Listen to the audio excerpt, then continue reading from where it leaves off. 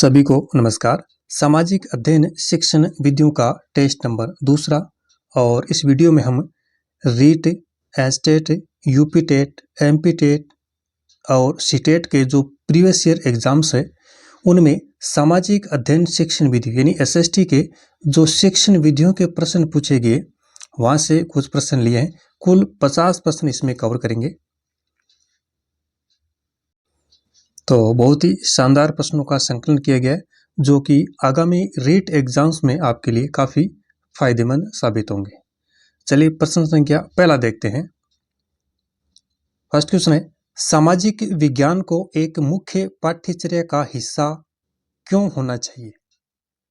सामाजिक विज्ञान को एक मुख्य पाठ्यचर्या का हिस्सा क्यों होना चाहिए? यह समालोचनात्मक चिंतन को विकसित करने में मदद करता है। यह मानव व्यवहार से संबंधित है। यह विश्व की जागरूकता को विकसित करने में मदद करता है या यह देश को विकसित करने में मदद करता है। तो सही विकल्प का आप चयन कीजिएगा। ऑप्शन नंबर फर्स्ट इसमें राइट होगा। यह समालोचनात्मक चिंतन को विकसित करने में मदद करता है। दूसरा प्रश्न है, model of understanding level of teaching. Model of understanding level of teaching को इस नाम से भी जाना जाता है। Herbart model, Morrison model, Ausubel model या Turner teaching model. Option number दूसरा सही होगा, मॉरिसन मॉडल। देखिए, मॉरिसन के अनुसार इकाई एक संगठित तथा कला के वातावरण का व्यापक तथा उपयोगी पक्ष है। हेनरी मॉरिसन ने 1926 ईस्वी में पाठ योजना के क्षेत्र में एक नवीन उपागम प्रस्तुत किया जिसे मॉरिसन उपागम या इकाई प्रणाली कहा जाता है। इकाई प्रणाली के जनक कौन है? Henry Morrison. इस उपागम का जो मुख्य उद्देश्य है वो क्या है? शिक्षण अधिगम प्रक्रिया द्वारा विद्यार्थियों को विषय वस्तु में दक्षता प्रदान करना। तो ये भी थोड़ा सी ध्यान में रखिएगा। अगला प्रश्न संख्या तीसरा देखिएगा। निम्न में से कौन सा सामाजिक विज्ञान के मानकीय पक्ष है? कौन सा सामाजिक विज्ञान के मानकीय पक्ष है? विविधता का आदर, मानवीय मूल्य, व्यक्तिगत विकास या स्वतंत्रता। ऑप्शन में 1 और 2, 2, 3 और 4, 1, 2 और 4 या 1, 3 और 4। तो सही विकल्प का चयन कीजिए। थर्ड ऑप्शन राइट होगा। तीसरा विकल्प है 1, 2 और 4 यानी विविधता का आदर, मानवीय मूल्य और स्वतंत्रता। ये सामाजिक विज्ञान के मानकीय पक्षों में शामिल है। नेक्स्ट क्वेश्चन है, सामाजिक विज्ञान शिक्षण में कितने प्रकार के सह संबंध पाए जाते हैं? 5 प्रकार के, 3 प्रकार के, 6 प्रकार के या 4 प्रकार के। सामाजिक विज्ञान में शिक्षण में जो सामाजिक विज्ञान का शिक्षण है उसमें कितने प्रकार के सह संबंध पाए जाते हैं? तो सही उत्तर होगा इसमें ऑप्शन नंबर दूसरा सही है, 3 प्रकार के। 3 प्रकार के देखिएगा कौन कौन से हैं। सामाजिक विज्ञान शिक्षण में 3 प्रकार के सहसंबंध पाए जाते हैं। पहला इसमें सकारात्मक और नकारात्मक सहसंबंध, दूसरा होगा रैखिक और गैर रैखिक सहसंबंध, तीसरा है सरल, एकाधिक और आंशिक सहसंबंध। तो ये 3 प्रकार के सहसंबंध इसमें पाए जाते हैं सामाजिक विज्ञान के शिक्षण में। 5वां प्रश्न है, सामाजिक अध्ययन में मूल्यांकन का प्रमुख प्रयोजन है?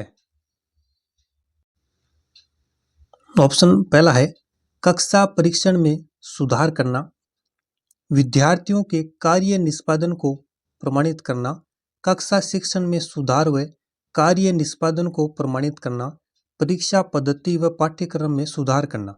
तो सामाजिक अध्ययन में मूल्यांकन का प्रमुख प्रयोजन इनमें से क्या है? देखिए इसमें ऑप्शन तीसरा सही होगा, थर्ड ऑप्शन। कक्षा शिक्षण में सुधार व कार्य निष्पादन को प्रमाणित करना, ये मूल्यांकन का प्रमुख उद्देश्य है, यानी प्रमुख प्रयोजन है।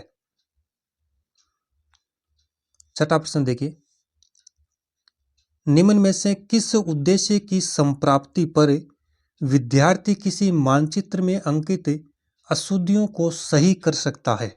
किस उद्देश्य की संप्राप्ति पर विद्यार्थी किसी मानचित्र में अंकित जो अशुद्धियां हैं उनको सही कर सकता है? ज्ञानार्जन, बोध का विकास, ज्ञानोपयोग या क्रियात्मक कौशलों का विकास। ऑप्शन फोर्थ इसमें राइट होगा, चौथा विकल्प है क्रियात्मक कौशलों का विकास। सातवां क्वेश्चन है, सामाजिक विज्ञान शिक्षण के मूल्य है। सामाजिक मूल्य, कलात्मक व मनोरंजनात्मक मूल्य, जनतांत्रिक मूल्य या उपरोक्त सभी। सामाजिक विज्ञान शिक्षण के मूल्य, ऑप्शन फोर्थ इसमें राइट होगा, उपरोक्त सभी। सामाजिक मूल्य, कलात्मक व मनोरंजनात्मक मूल्य और जनतांत्रिक मूल्य। आठवां प्रश्न है, बी.एस. ब्लूम ने ज्ञानात्मक पक्ष को कितने उपखंडों में विभाजित किया है? 3 खंडों में, 6 खंडों में, 7 खंडों में या 5 खंडों में? बी.एस. ब्लूम ने ज्ञानात्मक पक्ष को कितने खंडों में विभाजित किया है? सही उत्तर होगा ऑप्शन नंबर दूसरा, 6 खंडों में। कितने खंडों में? 6 खंडों में। कौन कौन से? बेंजामिन ब्लूम ने ज्ञानात्मक पक्ष को 6 उपखंडों में बांटा है। ज्ञान, समझ, अनुप्रयोग, विश्लेषण, संश्लेषण और मूल्यांकन, ये 6 इन्होंने उपखंड किए हैं। प्रश्न संख्या 9 हमारे सामने है, निम्न में से कौन सी अभिशंसा राष्ट्रीय पाठ्यचर्या रूपरेखा 2005 में नहीं की गई है? पर्यावरणीय शिक्षा को स्कूल स्तर पर सम्मिलित करना, मूल्यांकन प्रणाली में मूलभूत परिवर्तन करना, पाठ्यक्रम को पाठ्य पुस्तक केंद्रित बनाना और पाठ्यक्रम को क्षमता में समावेशी शिक्षा आधारित बनाना। एनसीएफ 2005 में कौन सी अभिशंसा नहीं की गई है, ये पूछ रहा है। थर्ड ऑप्शन राइट होगा, तीसरा विकल्प है पाठ्यक्रम को पाठ्य पुस्तक केंद्रित बनाना। अगला सवाल है 10वां, सामाजिक अध्ययन के शिक्षण में सबसे महत्वपूर्ण सहायता कौन सी है? सर्वे दृश्य, काम का चयन, भाषण या वाद? फर्स्ट ऑप्शन सही होगा, पहला विकल्प सर्वे दृश्य। नेक्स्ट क्वेश्चन है 11वां प्रश्न, सामाजिक विज्ञान से तात्पर्य अध्ययन की उन शाखाओं से है जो मानव मात्र को उनके सामाजिक संबंधों के संदर्भ में समझने में सहायता करते हैं। यह परिभाषा किसने दी है? Columbia encyclopedia, Britannica encyclopedia, encyclopedia of social sciences या सामाजिक अध्ययन आयोग यूएसए की रिपोर्ट? ऑप्शन फर्स्ट इसमें राइट होगा, पहला विकल्प है कोलंबिया एनसाइक्लोपीडिया। प्रश्न संख्या 12वां है, राष्ट्रीय सामाजिक अध्ययन शिक्षण का राष्ट्रीय पाठ्यक्रम कब बनाया गया? राष्ट्रीय सामाजिक अध्ययन शिक्षण का राष्ट्रीय पाठ्यक्रम कब बना? 2003, 2004, 2006 या 2005?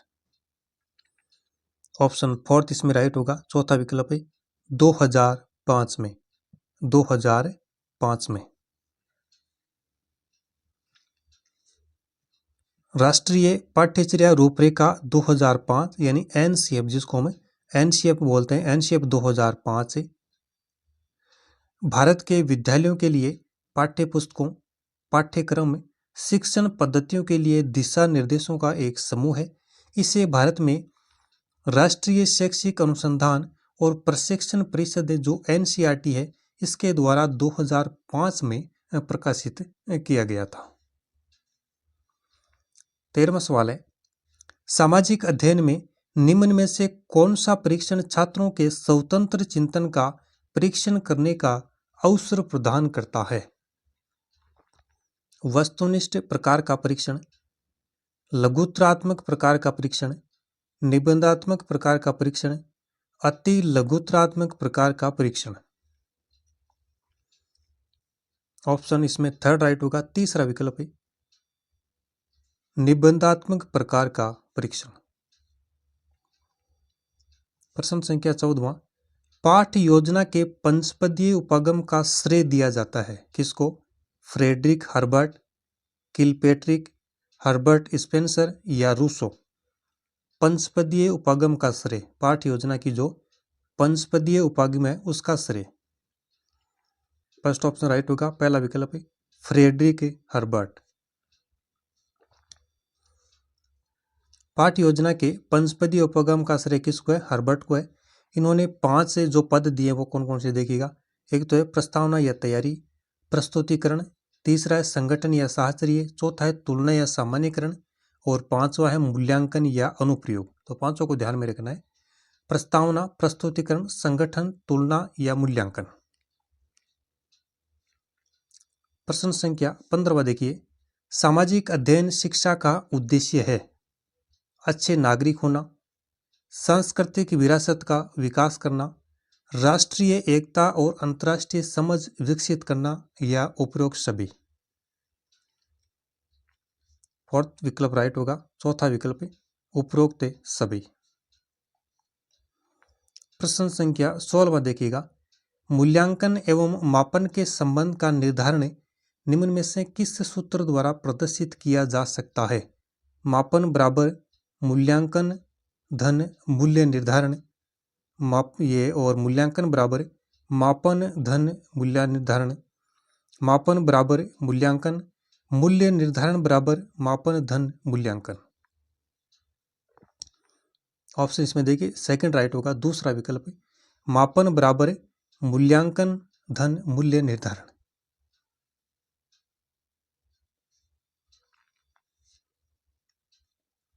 देखिए मूल्यांकन की जो विचारधारा है ये प्रसिद्ध शिक्षाविद B.S. ब्लूम ने दी। किसने दी?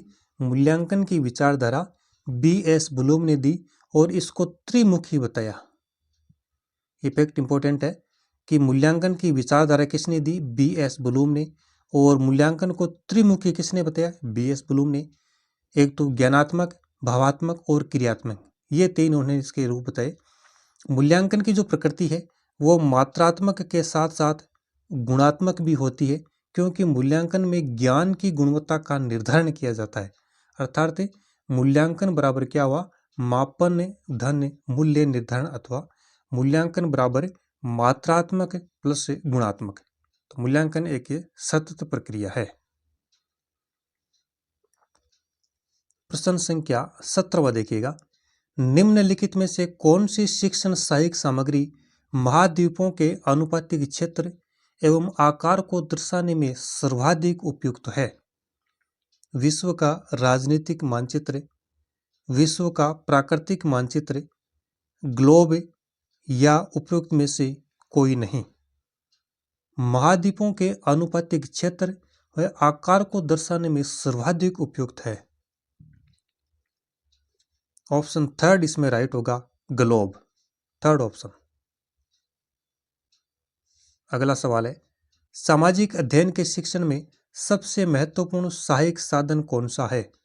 कार्य निर्धारण, व्याख्यान, सर्वे दृश्य, वाद विवाद। ऑप्शन थर्ड इसमें राइट होगा, सर्वे दृश्य। प्रश्न संख्या 19वां देखिए, रिक्त स्थान दिया हुआ है, किसने परिभाषित किया कि सामाजिक विज्ञान अधिगम और अध्ययन के वैसे निकायों के रूप में है जो शारीरिक और अशारीरिक उत्तेजनाओं की पारस्परिक क्रिया को स्वीकृत करते हैं और सामाजिक संबंध बनाते हैं? जेम्स हाई, मेकाले, जॉन मेजर या बाइनिंग व बाइनिंग। ऑप्शन फर्स्ट इसमें राइट होगा, जेम्स हाई। 20वां प्रश्न है, सामाजिक अध्ययन का प्रयोजन है व्यक्तिगत आवश्यकताओं की पूर्ति करना, शैक्षिक, सामाजिक व वैज्ञानिक ज्ञान अर्जित करने की व्यवस्था, सामाजिक आवश्यकताओं की पूर्ति करना, व्यक्तिगत सामाजिक आवश्यकताओं के अनुरूप नागरिकों को वैज्ञानिक ज्ञान व शिक्षा की व्यवस्था करना। चौथा विकल्प यहाँ पे राइट होगा, फोर्थ ऑप्शन। व्यक्तिगत व सामाजिक आवश्यकताओं के अनुरूप नागरिकों को वैज्ञानिक ज्ञान व शिक्षा की व्यवस्था करना सामाजिक अध्ययन का प्रयोजन है। प्रश्न संख्या 21। प्राकथन उद्देश्य विषय वस्तु अध्यापक के लिए संकेत व मूल्यांकन घटक है। दैनिक व इकाई योजना, दैनिक पाठ योजना के, इकाई योजना के या वार्षिक योजना के। तो प्रश्न संख्या 21 में ऑप्शन नंबर सेकंड इसमें राइट होगा, दूसरा विकल्प है दैनिक पाठ योजना। और प्रश्न संख्या 22वां है, सामाजिक अध्ययन की प्रायोजना का उपक्रम करने के लिए आप सबसे पहले किस चरण का पालन करेंगे? योजना बनाना, चयन करना, परिस्थिति उपलब्ध कराना या क्रियान्वयन करना। ऑप्शन थर्ड राइट होगा, तीसरा विकल्प है परिस्थिति उपलब्ध कराना। देखिए, सामाजिक अध्ययन की जो परियोजना है उसको शुरू करने के लिए सबसे पहले स्थिति बनाई जानी चाहिए। परियोजना के तहत छात्रों को वास्तविक जीवन की समस्याओं से जुड़ी जो स्थिति है वो बनाई जाती है, और इसके अलावा शिक्षक छात्रों को परियोजना विधि के बारे में भी जानकारी देते हैं। परियोजना विधि के अन्य जो चरण हैं उनमें परियोजना का चयन करना, योजना, निष्पादन, मूल्यांकन, अभिलेखन आदि इसमें सम्मिलित है। 23वां प्रश्न हमारे सामने, सामाजिक विज्ञान में परीक्षा सुधार पर हाल ही का एनसीएफ आधार पत्रक बल देता है। किस पर? परीक्षा के समय बैठने की लचीली व्यवस्था पर, परीक्षा निष्पादन पर, खुली पुस्तक परीक्षा पर या सतत आकलन पर। ऑप्शन फोर्थ इसमें राइट होगा, सतत आकलन पर। अगला सवाल है प्रश्न संख्या 24वां, सूचना तकनीकी का शिक्षा में सबसे पहले उपयोग किस देश में किया गया? ब्रिटेन व यूएसए, भारत व यूएसए, जापान व यूएसए, जर्मनी व यूएसए। फर्स्ट ऑप्शन राइट होगा, पहला विकल्प है ब्रिटेन और यूएसए। नेक्स्ट क्वेश्चन है, एक अच्छे मूल्यांकन के लिए कौन सा मापदंड सही नहीं है? वैधता, विश्वसनीयता, वस्तुनिष्ठता, व्यक्तिपरकता। फोर्थ ऑप्शन राइट होगा, व्यक्तिपरकता। एक अच्छे मूल्यांकन या परीक्षण की विशेषताएं होती है जिसमें वैधता, विश्वसनीयता, समग्रता या व्यापकता, वस्तुनिष्ठता, व्यवहारिकता, मानकीकरण, विभेदकारिता, उपयोगिता और स्पष्टता। ये जो विशेषताएं ये सभी एक अच्छे मूल्यांकन की होती है। व्यक्तिपरकता इसमें शामिल नहीं है। 26वां सवाल है, प्रस्तावना, प्रस्तुतिकरण, तुलना, संबंध, सामान्यकरण और प्रयोग ये सोपान है किसके? ब्लूम उपागम के, हर्बर्ट उपागम के, मॉरिसन उपागम के या ग्लोबरियन उपागम के।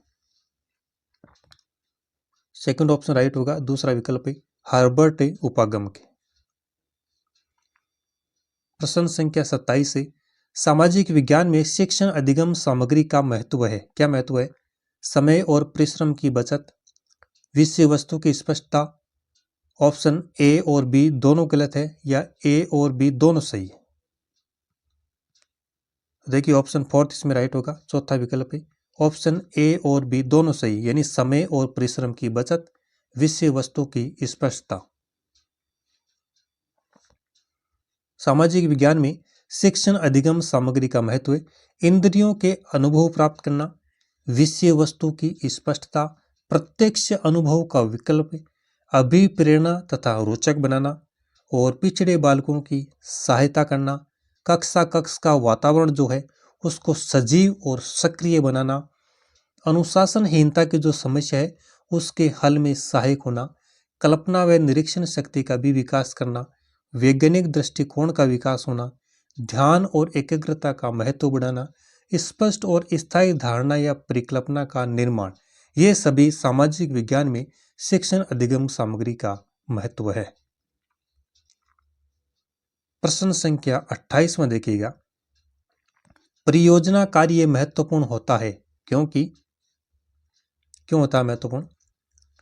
करके सीखना सीखने का महत्वपूर्ण तरीका है। यह विद्यार्थियों को रचनात्मक बनाता है।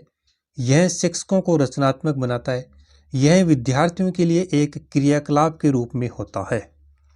तो इसमें कौन सा सही होगा?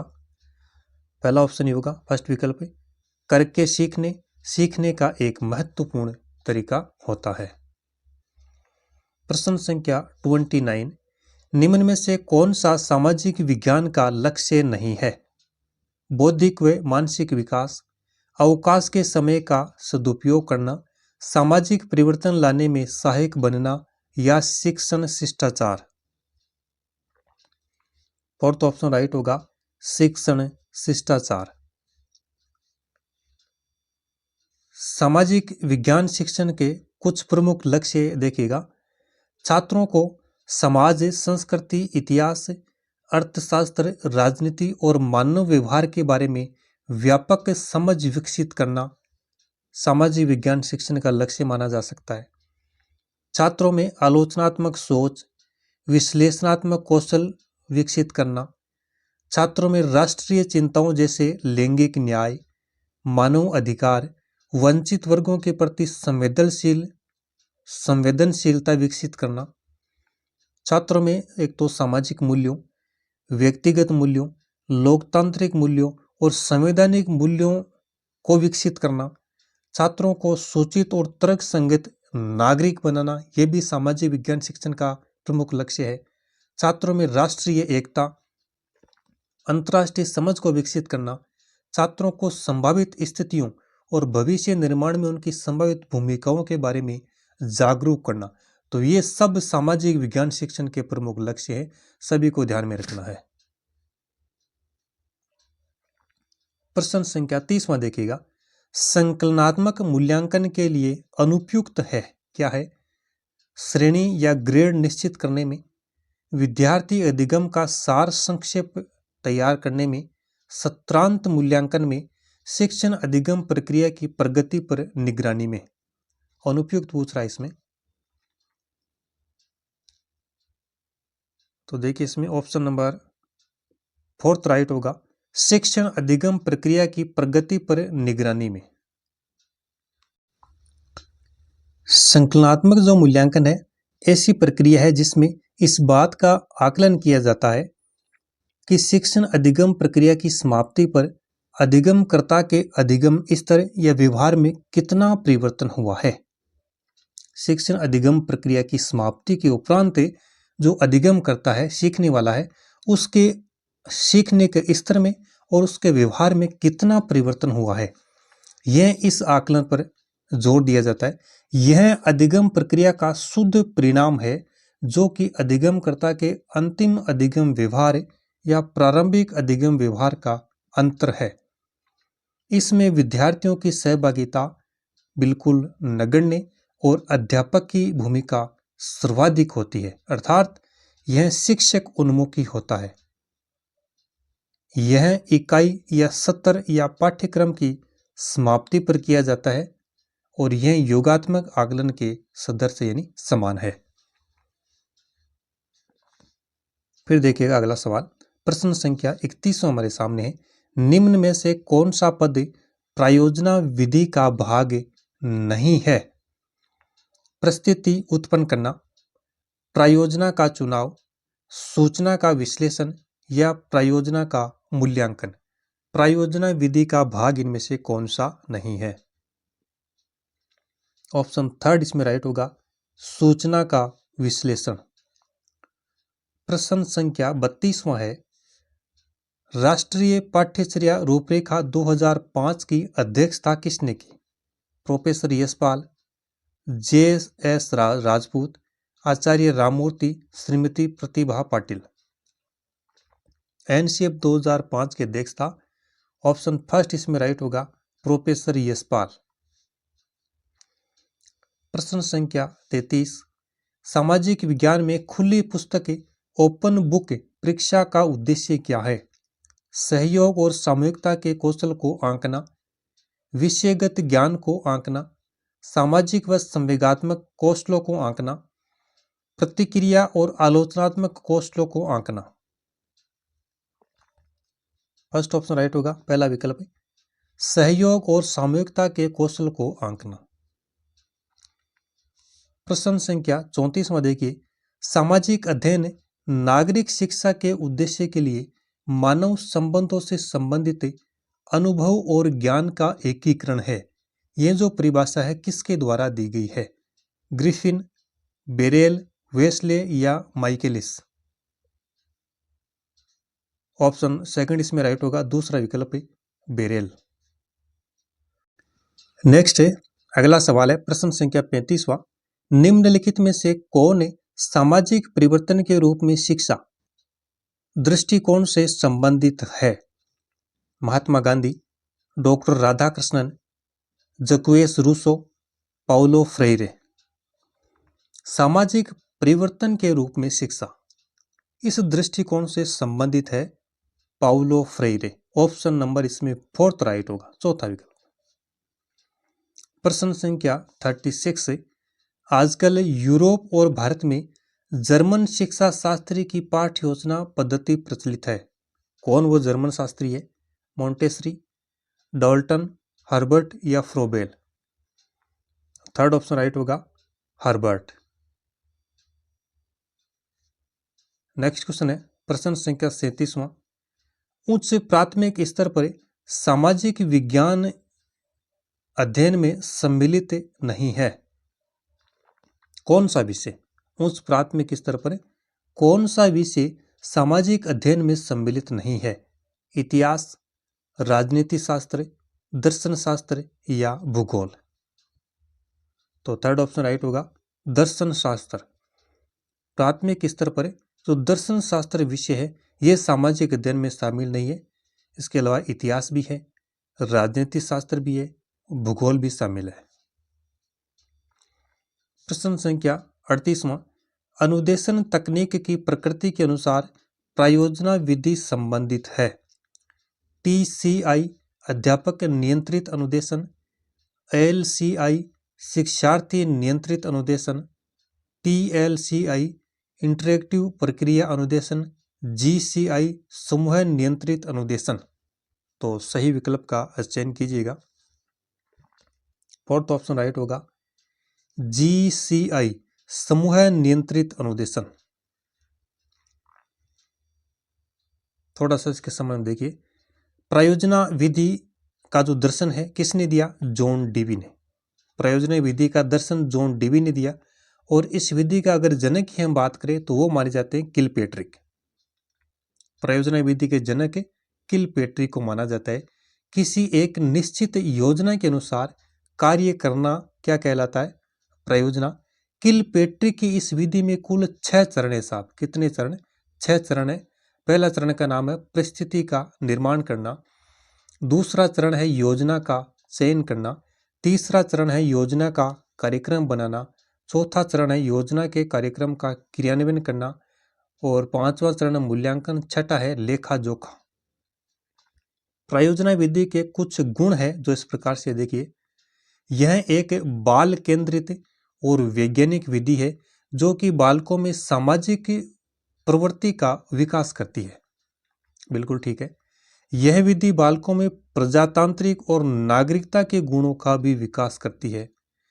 इस विधि से बालकों में एक तो आत्मविश्वास और जो श्रम की भावना है तथा सहयोग की प्रवृत्ति, साथ ही साथ परोपकार की भावना का क्या होता है? विकास होता है। यह विधि प्राथमिक, उच्च प्राथमिक और माध्यमिक स्तर के लिए उपयोगी है। तो बहुत ही इंपॉर्टेंट ये फैक्ट है, इनको भी ध्यान में रखना है। प्रयोजना विधि दर्शन किसने दिया? जॉन डीवी ने। जनक कौन है? किलपेट्रिक। इसके जो 6 चरण है इनको ध्यान में रखना है और कौन कौन से इसके गुण हैं ये भी ध्यान में रखिएगा। आगे चलते हैं, अगला सवाल है प्रश्न संख्या 39 में देखिए, कक्षा शिक्षण में तुलनात्मक अध्ययन के लिए उपयोगी होता है। क्या होता है? पोस्टर, समय तालिकाएं, रेखाचित्र या ग्राफ। ऑप्शन फोर्थ इसमें राइट होगा, चौथा विकल्प है ग्राफ।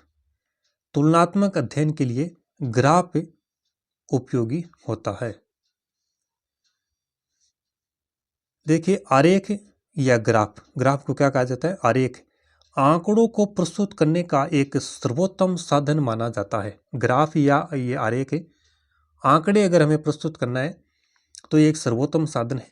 सामाजिक अध्ययन विषय पढ़ाते समय अनेक आरेखों का प्रयोग किया जा सकता है। वृत्त आरेख विभिन्न मात्राओं की तुलना करने के लिए उपयोगी रहता है। कौन सा? वृत्त आरेख। ग्राफ या आरेख कई प्रकार के होते हैं, जैसे रेखीय आरेख, चित्र आरेख, वृत्ताकार आरेख, स्तंभ आरेख इत्यादि। प्रश्न संख्या 40वां देखिए, वृत्त आरेख उपयोगी है किसमें? समग्र के संबंध में किसी एक के मूल्य को प्रदर्शित करने के लिए, एक प्रतिरूप को प्रदर्शित करने के लिए, विभिन्न मात्राओं की तुलना करने के लिए, ऐतिहासिक अवधि की विशेषताओं को दर्शाने के लिए वृत्त आरेख उपयोगी है। थर्ड ऑप्शन राइट होगा। तीसरा विकल्प है विभिन्न मात्राओं की तुलना करने के लिए।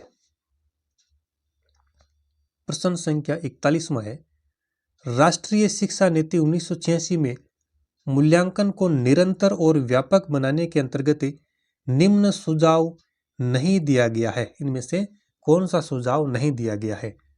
मूल्यांकन लक्ष्य से आधारित होना चाहिए, मूल्यांकन का स्वरूप व्यापक होना चाहिए, मूल्यांकन निरंतर किया जाना चाहिए, या प्रश्न पत्र निर्माण में अध्यापकों को गहन प्रशिक्षण की आवश्यकता नहीं है।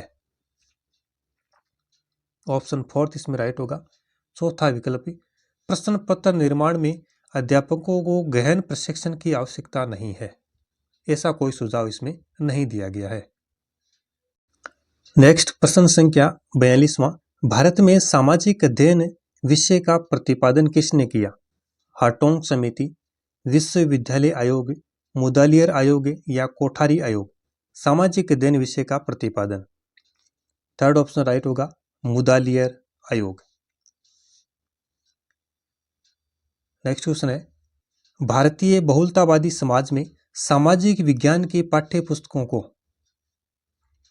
विवादास्पद मुद्दों से बचना चाहिए, सरकार के विचारों को प्रदर्शित करना चाहिए, बहुसंख्यक की राय को प्रदर्शित करना चाहिए, सभी धर्मों और सामाजिक समूहों को शामिल करना और उनका प्रतिनिधित्व करना चाहिए।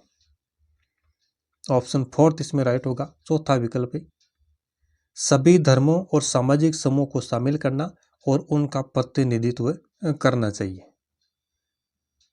नेक्स्ट प्रश्न संख्या 44वां, नई जो शिक्षा नई पीढ़ी के समाजीकरण के अतिरिक्त कुछ नहीं है। शिक्षा नई पीढ़ी के समाजीकरण के अतिरिक्त कुछ नहीं है, यह कथन किसके द्वारा कहा गया है? दुर्किम, बोसिंग, अरस्तु या TP Nunn? First option right होगा, दुर्किम। टीपी नन की एक परिभाषा देख लीजिए, शिक्षा मनुष्य के अस्तित्व का पूर्ण विकास है, जिससे कि वह अपनी उच्चतम योग्यता के अनुसार मानव जीवन को मौलिक योगदान दे सके। ये जो परिभाषा यह है टीपी नन के अनुसार। प्रश्न संख्या 45वां है, निम्न में से कौन सा शिक्षण इकाई का तत्व नहीं है? पूर्व ज्ञान, अभिप्रेरणा, समीपता या मूल्यांकन? शिक्षण इकाई का तत्व है। थर्ड ऑप्शन राइट होगा, समीपता।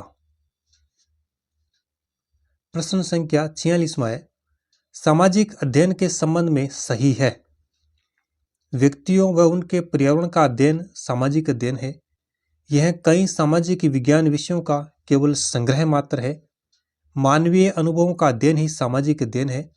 विभिन्न प्रकार की संस्थाओं के विकास, सभ्यता की उन्नति, भविष्य के स्वरूप का ज्ञान ही सामाजिक अध्ययन है।